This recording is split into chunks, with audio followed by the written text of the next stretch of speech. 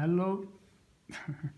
Okay, can you please say your name, where you teach, and what are your subjects, please? Hello, my name is Lina. I teach at Herning Gymnasium in Denmark. I teach history and social science. Okay, perfect. I would like to ask you first, how is it to be a teacher in Denmark? And for example, you have much more freedom than teachers in Italy, because in Italy teachers must follow a certain program, while here in Denmark you can choose as a teacher to concentrate your lessons on something rather than something else. Yes. So how is it to be a teacher in Denmark? Well, I enjoy my job. I enjoy being a teacher in Denmark. I think it's a good job. I like working with the young people. And I appreciate that I am able to teach in the way that I find suitable for the class that I'm currently teaching. So yeah, I quite like the way the school system is in Denmark. Okay, nice. How long did it take to find the job after finishing your studies? How does it work in Denmark to find a job for a teacher? Actually, I finished my studies in June 2013, and I got my first job in August. So it took only a couple of months after finishing studies. But my first job was as an international coordinator at Aarhus University. Okay. So it wasn't a job as a teacher. But then after a bit less than half a year working as an international coordinator, I got my first position as a teacher. Okay. And what is the main aim you think of Danish school? What's most important for Danish school? Yeah. It's a hard one. Yeah, it's difficult. Of course, as I am a history and social science teacher, I have to teach and to make sure that the students learn about history and social science, which includes both sociology, international politics, and economy. But there are also some more broad aims of teaching, like for example, to make the students able to be good citizens in a democracy. Okay. Okay, now I would ask you, because in Italy there's a kind of big difference between private and public schools, because for example, in public schools you don't have a lot of money, so you don't have all the things that you have here in Denmark. For example, you have a very big and modern school, you have a big gym, you have a lot of, the fitness room and everything. You can borrow the books, the bike and the computer without paying them. You have a lot of, things that a student can take advantage of. But do you think that things would work the same without all of this, without all the equipment you have? I mean, also at school, if you didn't have beautiful and with all the equipment. Well, actually, Herning Gymnasium is quite well equipped and with some new rooms and good buildings and good furniture and so. And for sure, some of the other public schools in Denmark look a bit different and are not as well equipped as Herning Gymnasium is. So that depends from place to place.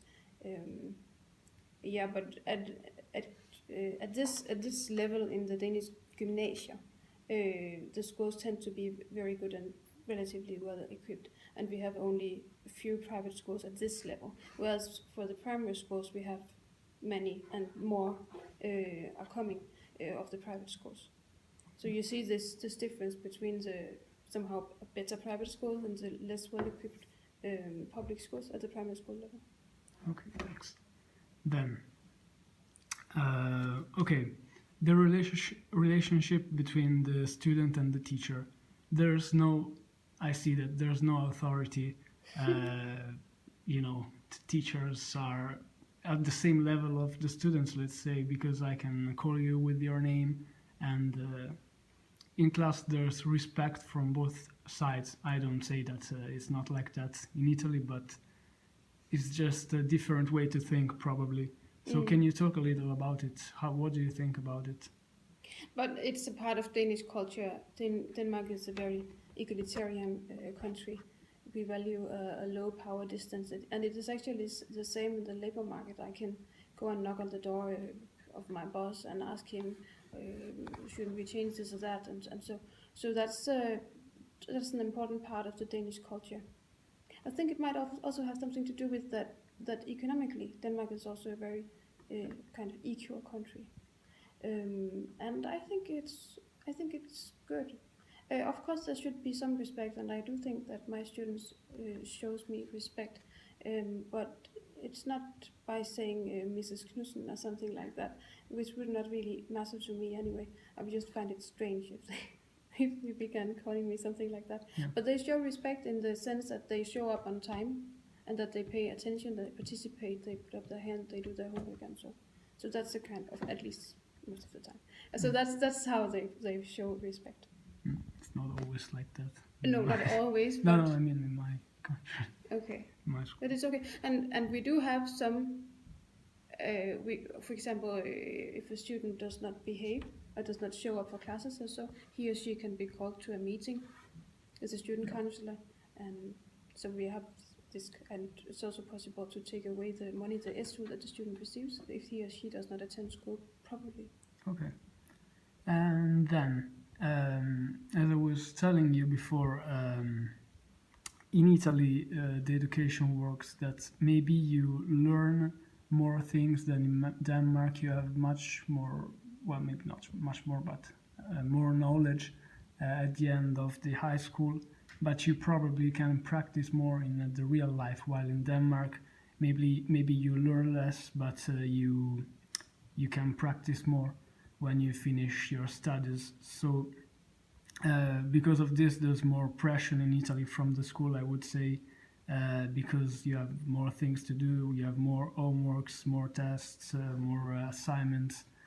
And so how much do you think school should condition and affect student life?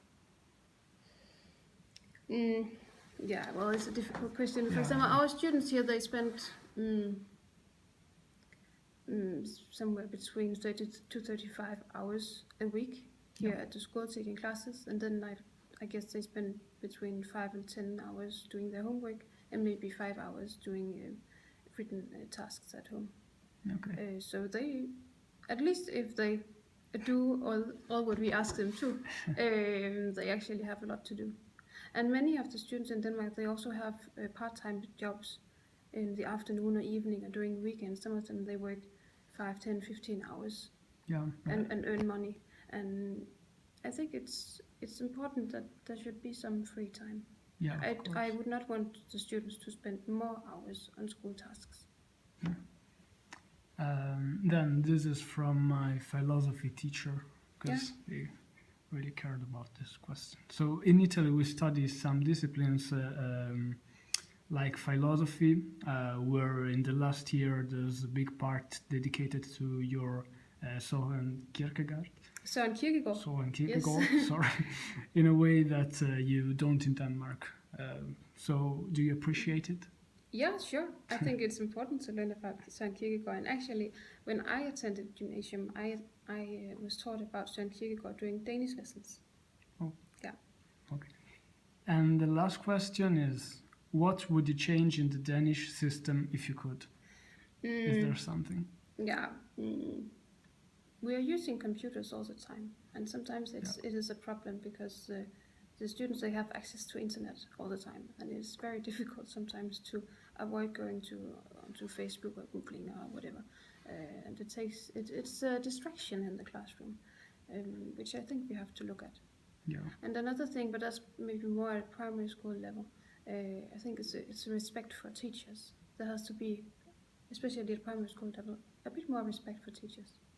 Okay. Thank you, Lina. You're welcome. I enjoyed it. Perfect.